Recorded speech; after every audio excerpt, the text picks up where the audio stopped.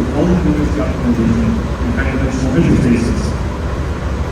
So we study a class of problems called quality literacy or 2D optimization, where the general idea is that we want to find a collection of diverse, high-performing solutions.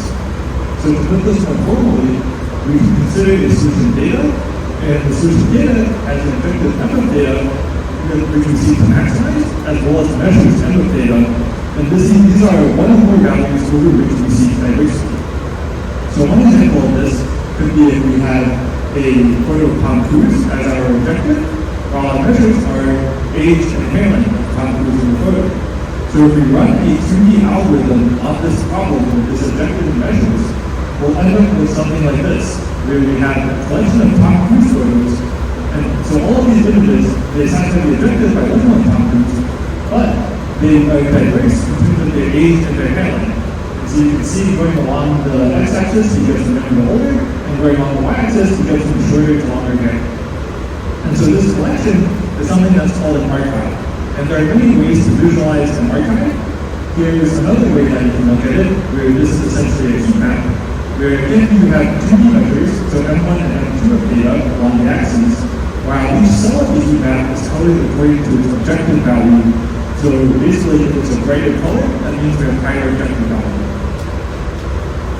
So the goal in our work is that we want to improve measure space exploration.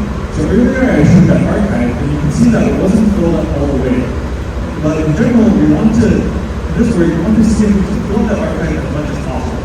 And in particular, we're interested in doing this in high-dimensional measure spaces. So this is when you have way more than just two measures. Why do we want that? It's because it allows for a more flexible way to specify our diversity. So earlier I showed two problems where you have just two measures, so the Tom Cruise and also that example heat map. But you could also consider, say we want 3 to 10 measures to get more flexibility. So this would be stuff like age, hair length, hair color, facial expression. And ultimately, what we want is something called images as measures, where we want to take an image and use the pixel space essentially be our measure space. And that's kind of the same thing for getting this top. And that has like hundreds of thousands of measures. So the problem with scaling to high-dimensional measure spaces is something that we kind of something that we like to call distortion in our work. And so in distortion, we characterize this as when multiple solutions have similar measures. So what that means is that if you can look at, like, say, lower dimensions, and you can see that if you have this 1D archive here, so 1D because you just have M data along the axis here, and I've divided it also into archive cells, you might have, say, these 4 solutions, and they're suffering from distortion, and so they end up falling into similar archive cells. And we hypothesized that if you're searching in your 2D algorithm and you get to the edges of the measure space, what's happening right there is that all these solutions are encountering distortion. So the algorithm is struggling to really search for solutions that are outside of all of that spot, because all the solutions are just landing in those small spots in the algorithm, and they can't get to like the very edge. And this is only something that becomes even more of a problem in high dimensions, because in high dimensions, due to the dimensionality, there are these really large volumes into which those solutions can fall.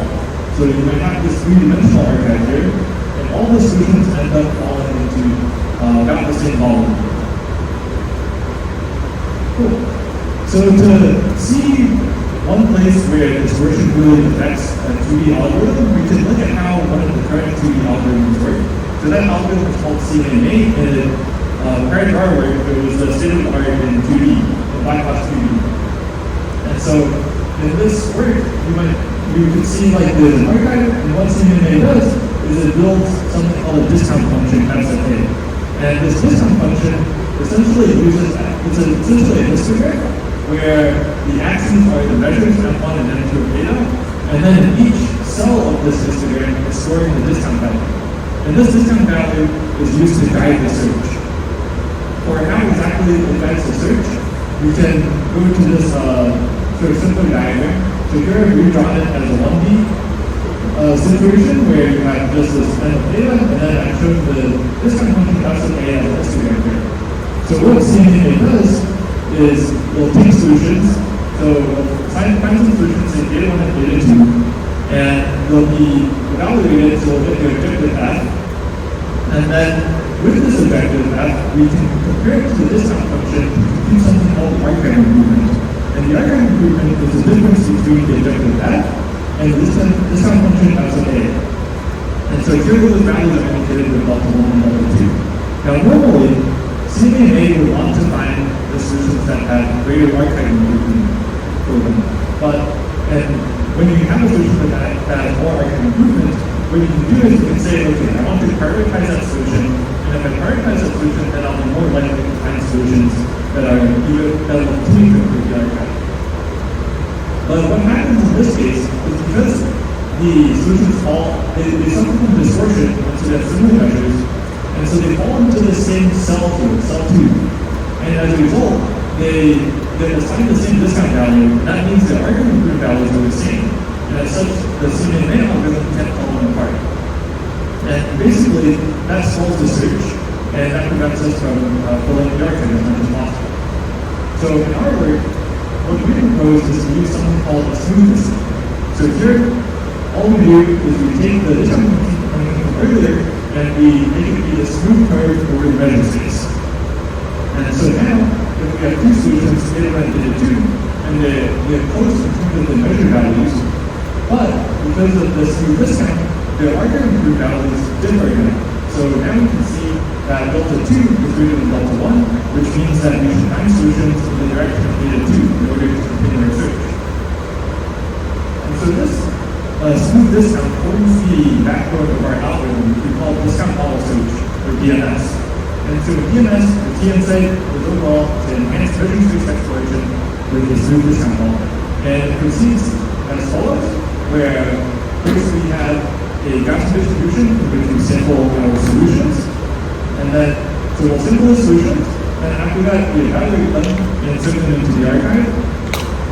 Next up, we compute the archive improvement, and again that's using our smooth discount model that we just developed. And finally, based on the archive improvement, we can adapt the sampling distribution of solutions using the CNAES algorithm. And so when we do that adaptation, it's adapting the distribution in a way that on the next iteration will be more likely to sample solutions that further improve the archive. And so once we keep on doing this, we're able to build the archive in a really effective way.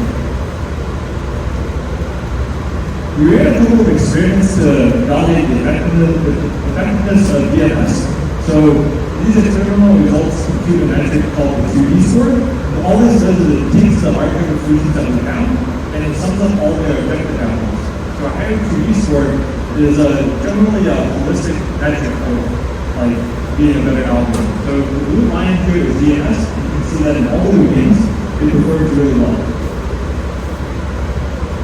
Another thing we can look at to understand what DNS is doing is the impacts that we find during search. So this isn't a lower dimensional benchmark domain, but we can still see what's going on.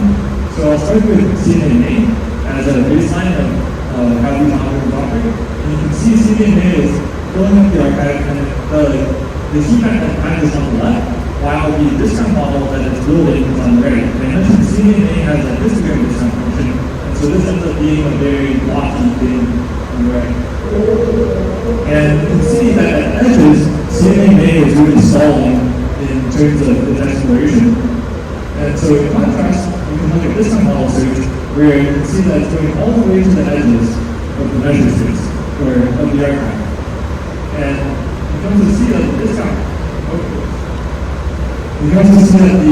function is this really smooth, continuous thing, and that helps it to guide the search really well. Cool. So I'll finish up the talk by discussing a problem setting that we're really excited about that the discount model search algorithm enables. And that setting is called quality diversity with data sets measures, or QEDM. So to understand it, I'll present an example problem where I say that our objective is the photo of the face of a hiker. And meanwhile, the measures would be where's the hiker located. Now, if we were considering a regular 2D approach, we would normally we normally look at this and say, how can we design scalar values that represent where the hyper is located? But that's not very straightforward because there are tons of landscapes where you might see a hyper. You might see them in a mountain, in a desert, on an island, all kinds of things. And so the insight of this 2D domain is that we can turn this measure space into the image space, or in other words, the pixel space. And when we use the pixel space, we end up, well, most of it is going to be noise, but what we can do is we can look at just a small data set of landscape images within the space of images. And these landscape images are essentially measure values that we will target during our search. However, it turns out that image space is also very high dimensional here. And what algorithm have we just created that also high dimensional measure spaces? It's DMS. And so in our work, we run DMS on this domain, and we find that it's able to discover images of hypers in a wide variety of landscapes. So here you can see, for example, there's a more tropical setting, and the hyper there is dressed very lightly. And then meanwhile, there's a snow landscape, and a hyper in this very fluffy snow landscape is, of course, the baby. We also run a domain where we use endless images as the measures. So you can see those on the right here, and on the left, we have triangles that have been arranged to look like images. So each of these images is composed of like 30 triangles. And so overall, we're really excited for what other problems can be framed as these like 3D models, because the approach is pretty general where you take some data set and you put them, set up your measure values, and then you run DMS on it in order to solve the problem. And of course, data sets are very ubiquitous across machine learning, so you can use it in vision, text, robotics, and I'm just really excited to see what can be done with it. So with that, I look forward to answering your questions.